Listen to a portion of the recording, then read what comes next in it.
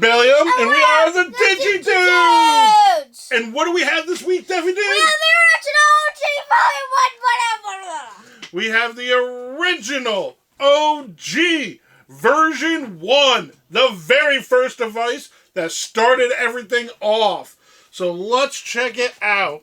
So this one, I ended up getting it off of Yahoo Auctions through Buy. I love using them, and I buy a lot of devices for really good prices there. Not sponsored, just giving you guys recommendations. So we got this one. It was considered to be in bad condition by Japanese standards, which their standards are honestly like mint for like out-of-the-box stuff, basically. Their standards are so high. You do see that it is a little dirty in between the cracks and stuff. There is some dirt there. But overall, everything looks pretty good. The chain's even in really good condition. Not really rusted or discolored at all. What really sets it off to be bad condition by their standards is a little bit of rust up here on the connections.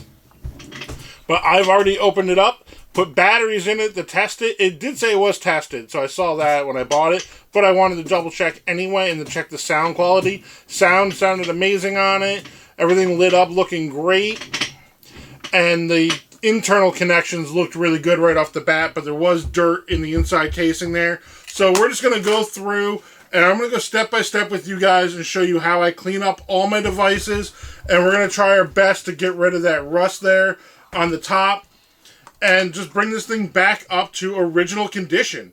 So then we can play with it, right, Debbie Dude? Yois. Yeah. So before we get into that, a couple of things. Sticker time! Stickers? And I picked out this version 1 sticker. I figure we're doing the version 1. Awesome, it's the red. Yep. I went with the gray on this one because I personally prefer the gray color-wise over the brick. Yeah, they call it brick color. But to each their own, they're both great devices anyway, and we'll put this one right here. I like the red one the most. Yeah? Yeah. But, so like I said, I went with the gray on this one. I think it's going to be super cool when it's done. If you guys like this type of content, if you want to see more of me repairing, fixing up, cleaning up these devices, make sure you giga-blast that like button. And touch the exclamation down below. It helps us out a ton. And it lets me know that you guys enjoy what I'm doing, so I can keep on doing what you guys want to see. Alright, and then one more thing is that we have a giveaway going on right now, so stay tuned to the end, and we'll remind you guys what's going on with the giveaway and how to enter. So, keep on watching, follow along with us, and let's have a digital adventure, right, Debbie Dude? Yeah! Alright. Hey, dudes. Alright, so we are back now. I don't have Debbie Dude with me because this is kind of more of a sensitive part of doing it. But I am going to go over everything step by step with you guys as I break down the device, how I clean it, how I repair, take care of that rust issue that we have right there on top. And just go over just basics on how to do maintenance and care on these devices. So, now that we got that part out, we heard the beginning, let's get right into it, and let's go with supplies. This one's not mandatory, but it's an optional one I recommend. A playmat. If you guys are familiar with card games, you guys know what playmats are, I recommend them. For the sole purpose of, when you drop a screw or something on the playmat, it doesn't go anywhere, really. It bounces a little bit, it might roll around a little bit, but you're not going to lose screws or anything like that if you drop it on a playmat. We'll flip the playmat around just for this. This is a playmat that I use just for working on my devices. I like to pull it out and then work on top of this. We're going to be needing a micro screwdriver, a Phillips. That's the T-shaped one. For this, all the screws are going to be the same size, so you're not going to worry about having to change screwdrivers out back and forth or anything like that, like the pendulums. Pendulums, they use different size screws, different size screws than the DMs they even use. So with that, you're going to need more tools, but we're just talking about the DMs right now, and that's what we're going to go with. Everything I talk about can be applied to the pendulums. except just the whole process of taking them apart and getting into them is where it changes. Now the next thing you're going to need is isopropylene alcohol, or just regular standard rubbing alcohol as it's known by. The 91% or higher is what you're going to want. Then you're going to need some type of cotton swab. I recommend using one of these really fine point ones. Here, these are for modeling. The cotton on them is a bit tighter, and they got that tip, so you could really get into the cracks and such like that. So I recommend having one of those. And then for this particular project, because I'm going to have to get rid of that rust there, the alcohol doesn't really cut through it as well as we need it to. So I recommend getting a little cup of just regular white household vinegar. The vinegar is going to help cut through that rust really well, but you're going to need to remove the vinegar immediately afterwards so it doesn't continue to eat through the metal or your parts or anything like that. I tend to avoid using the vinegar if I can, because I'm always worried about damaging something. So that step is optional to you guys if you want to or not. The rubbing alcohol, as long as you don't like saturate things, you're not going to damage anything with it if you use a little bit of rubbing alcohol on a cotton swab. So now we got all of our tools, we got all of our parts ready. Let's get into it. With these, one other thing, the chain on this one's actually in really nice condition. There's no problems with this chain. But if you have a really rusty chain or a tarnished one, or if it's broken in any way, I highly recommend just picking up like a DM20th or a DMX one, the English ones, because right now, at least in America, they're very cheap. A lot of times you can find DM20ths on sale at places for like $5 even. A couple like really good sales or clearance ones. A lot of times you find them for like $10 to $15. I think Amazon even has it on sale right now. And just picking up one of them and just taking the chain off of that one and putting it on here. That's what I actually did for my original version 2. The chain was really dirty, tarnished, and a little bit of rust on it. So instead of trying to go through the effort of soaking that in vinegar and cleaning it and everything like that and scrubbing it down, I just replaced it while I had it open. And that's just the easiest way and what I highly recommend doing. So, like I said, now we got into that. We'll hold off on opening that cup just there because the alcohol likes to evaporate quick. That's why we like to use it. And let's get started. The first thing you're going to want to do is open the battery case. So we're just going to take out these two screws right here to get that. Sometimes I like to have like a little cup or something to hold all my screws in. But with the play mat, they don't really go anywhere. It kind of holds them in place. That's another really nice thing about the play mat. So I like to just put them off to the side in order, keeping track of everything we're doing. Now, these connections look really nice already. There's no rust on the connections, which is great. That's a telltale sign that this wasn't stored with the batteries in it. With these devices, you really don't want to leave the batteries in them for long periods of time, and especially for storage. You want to take the battery out, because the battery acid itself over time will corrode these connections. And a lot of times you'll find these old devices that look really nice on the outsides.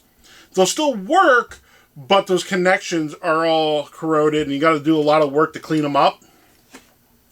And it's because they were stored for long periods of times with the batteries in them, and the batteries eat through them. With mine, I tend not to store them at all with batteries in them, unless it's one that I use a lot.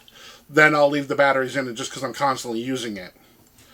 So I highly recommend removing batteries when you leave them for long periods of time. If it's only like a few weeks or a month or whatever, you can leave batteries in. But I'm talking years storage-wise. If you're going to be sitting around for long periods, you won't need to box them up for some reason, definitely take the batteries out. Now, this one, with cleaning it in the inside here, it's got some dust inside here, which we're just going to take that rubbing alcohol, and we'll go through all of that. But I want to open it up first and take care of this first before I do the cosmetic stuff on the outside. I don't know if this actually interferes with it. In the listing, it didn't. And like I said earlier, I already put batteries in it and tested it. I bought it as a tested device. It worked when I bought it. But I tested it again when I got it just to make sure. And so I know it works, but I don't know how well that works. These back ones are much longer than the battery ones, so you can always tell the difference if you get them mixed up between the two screws, just by that. Because again, it's the same size head on them, but a much different length. Getting these open to get in here and clean them like this is actually really simple. It doesn't take much effort at all. And these older ones tend to come apart a lot easier than the newer ones do because they're glued in. And over time, the glue kind of breaks down. And just makes it easy to pull the screws, unscrew the screws and pull them out. While like the new ones, the glue is fresh. And they get kind of hard sometimes to first crack the glue to get that screw off for the first time. Alright, so we're going to very gently, extremely gently, pick this up and flip it out. And now we're going to get our board. Right here is your speaker. And you can actually see here, this speaker is real dirty in there. But honestly, I'm not going to touch the speaker because I don't want to damage that in any way. But overall, this thing looks really good. Alright, so now we're going to take that off, take the chain off, move that. And then we want to unscrew these two screws right here. And we're going to pull the board out a bit to be able to remove that top piece to get in there to clean it really well. So we're just going to take out one. And two.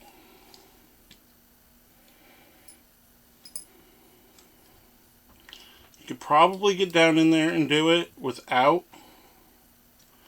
removing that, but I really want to make sure we do a good job. So we're just going to pull that, and then I'm just going to put everything back in place because the screen is held in with pressure, and I don't want to mess that up because then we'll have screen issues. There we go. Back together. Now we're just going to take... So really the only rust I see is on that connection right there. So we're just going to dip the cotton swab in the vinegar and then just kind of work it around and do the best we can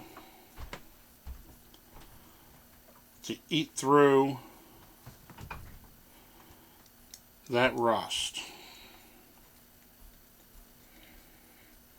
It's kind of a hard to get spot, so we're just, like I said, we're just going to do our best.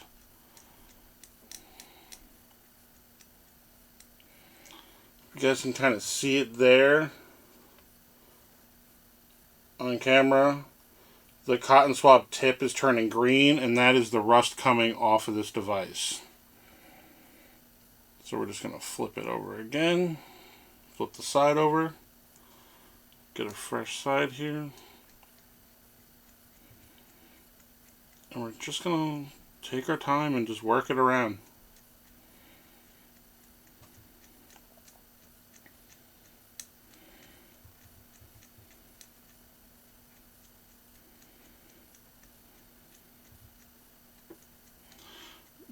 I do want to let you guys know that anytime you open these devices up and do anything like this, there is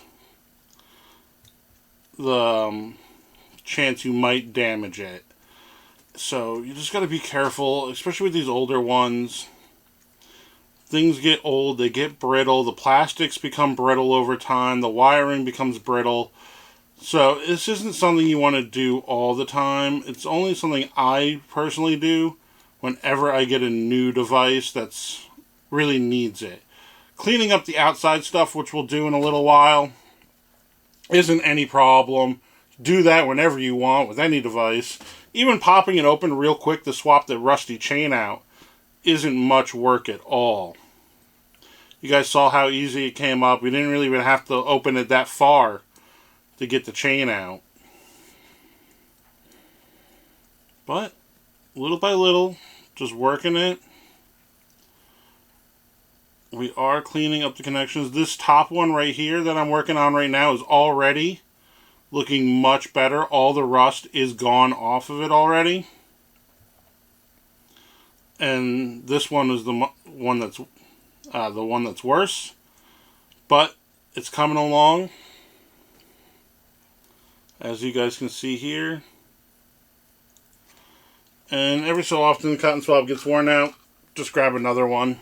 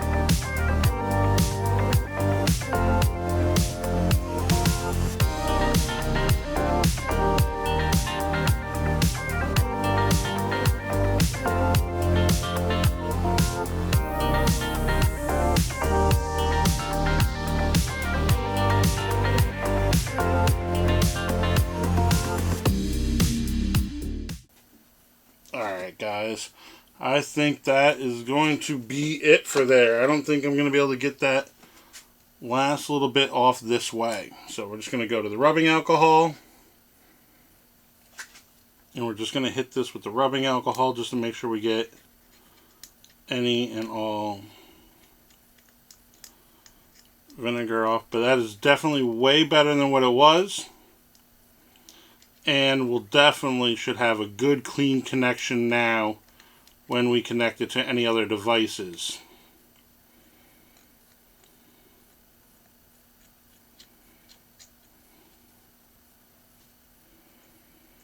Alright, so then now what we're going to do is put this piece back on. So we're going to pop the board out a little bit.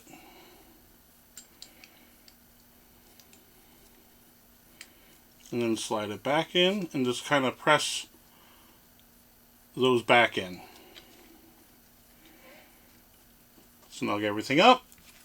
And then switch over to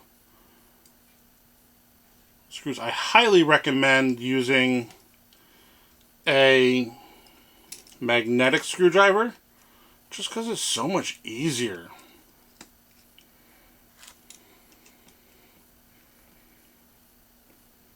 And you really, really just want these snug. Do not need to force these screws in or go too hard, over tighten on them, because you can accidentally damage the board that way. Don't forget to put your chain back on. I've done that a million times. Actually, before we do, we're going to clean that up. That is something I recommend. Before you put the chain back on, just take the... And then for the rest of this cleaning, all you need is the rubbing alcohol. You don't need any other one. But yep, just take the rubbing alcohol, get it in there, and just clean up any of that grossness. Oops, sorry guys. Not on camera there. Just get in there and just clean up any of that grossness in there. That's all.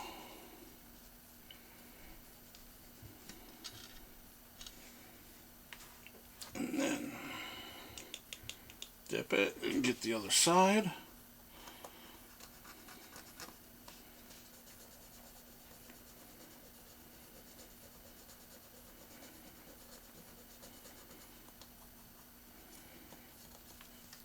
There you go. Drop your chain back on. Gently fold it over. Press it in place. Just make sure everything looks good and lined up. Let's drive our screws back in.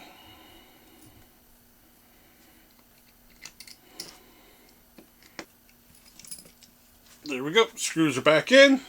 Technically, it's all back together now. Now, what I'm going to do is I'm going to grab my batteries and just throw some batteries in it just to make sure everything starts up. You hear the beep, that's always a good sign. Our egg's there, looking nice and clear. So we have sound, we have visuals. Looks good. Let's pop the batteries back out now.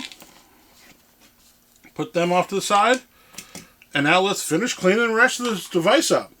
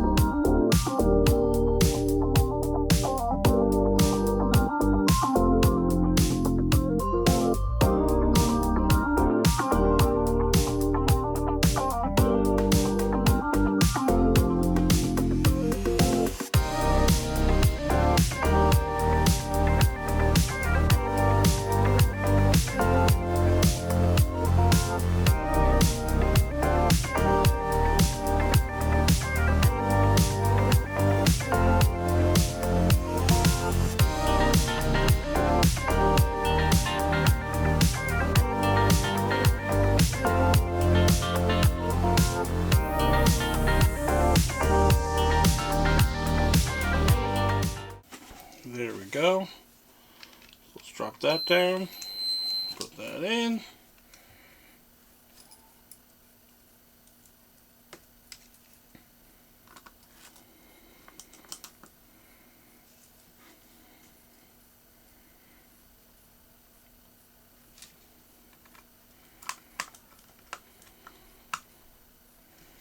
There we go. I call that a job well done, guys.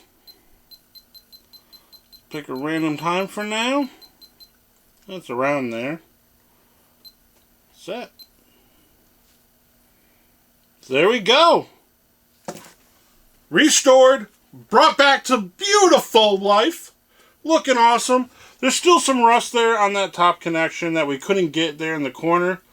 But besides that, this thing's looking good. It's looking awesome. And will be completely usable for us to play with. Alright, so keep watching, keep on following. Be back with Digi-Dude in a second. Alright, so we are back. I'm joined with Digi-Dude again. Hi, guys. So it's been a few days now, and I've been testing and playing with the DM since we've cleaned it up with you guys. And the only thing left, everything's been working beautifully. Hi, all the guys. buttons are great. It looks so clean, so nice. So the only thing left to do now is to test those connections that we were cleaning and make sure that we can actually battle. So what are we going to do, Digi-Dude? District battle! We're going to have a battle. I'm using the ACOM Wiki app to generate a battle with my DCOM here because I don't have any other devices running right now, and that's just going to be how we're going to connect and make a battle happen. So, number one, let's show who I have right now. I went with Digimon for this one. Because honestly, I felt like Digimon looked the best on the gray device. I feel like Agumon looks great on the brick, and Digimon looks great on the gray. So that's who I have, and that's who we're going to be battling. You have a DM20th brick colored one. This one They're is still the the same original. No, they're a bit different here. Alright. We got a battle generated. So this is actually battling against a Agumon here. So let's see who wins. If it's going to be our Betamon or the computer-generated Agumon. Agumon. Yeah, Agumon just beat us. Well, we lost. That stinks. But we do know... Oh, no, we got injured also. But obviously, we can tell that the connections work. So, this device is 100% restored. This thing looks really cool. I think we did a really good job on it. It looks really nice, right, Devi Dude? Yes. Yeah. Special thank you to all of our awesome Patreon supporters over here. You guys are amazing. That's it. If you guys enjoyed what we do here, let me know down the bottom if this helped you in any way. If you've restored your Digimon the same way we did. Or any tips that you learned. Let's talk about it in the comments. I love it. Alright, guys. So, as always... Sorry there. So, we have a giveaway going on right now. Do not forget to join our giveaway. So, we have a giveaway. We're giving away our amazing version 4 DM, the original one, with the matching blue decom from Bozjo. Please go enter this. All you have to do is be subscribed and fill out the Google Forms in the description there. And then for our Patreon supporters, we're doing a separate giveaway where we're giving away a green decom from Bozjo. And that one, all you have to do is be a Patreon supporter, and then you are automatically entered. And at the end of March, we'll be doing a drawing for that. So you still have time as this video posting. Go enter. Go get yourself some free stuff, guys. All right. From me, my family, to you, have a Digitastic day! Peace out.